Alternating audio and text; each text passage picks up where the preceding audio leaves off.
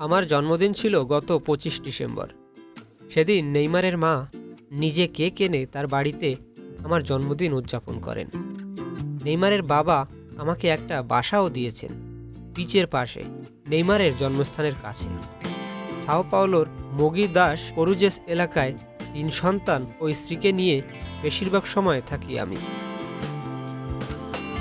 কাল ঢাকায় এসে ফোনে প্রথম আলোকে এই কথাগুলোই বলেন রবিন মিয়া। বিশ্ব ফুটবলের মহাতারকা নেইমারের বন্ধু হিসেবে তার একটা পরিচিতি গড়ে উঠেছে।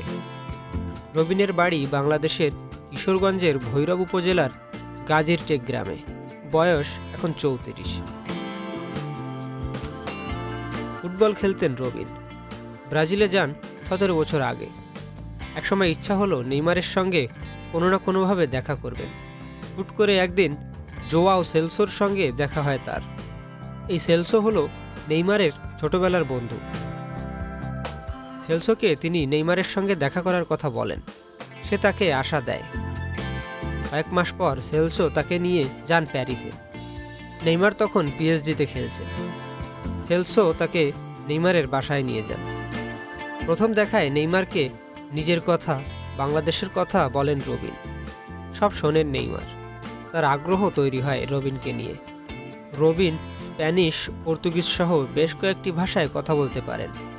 ফলে তার সুবিধা হয় নেইমার ও তার পরিবারের সঙ্গে ঘনিষ্ঠ হওয়ায়।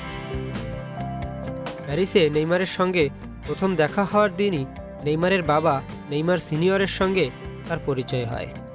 তখনই রবিন লক্ষ্য স্থির করেন এই পরিবারের সঙ্গে কাজ করবেন, এবং তাতে সফলও হয়েছে। তবে নেইমারের বন্ধু পরিচয়ের চেয়ে রবিন নিজেকে ব্রাজিলের একজন প্রতিষ্ঠিত বাঙালি ব্যবসায়ী বলতেই বেশি পছন্দ করেন।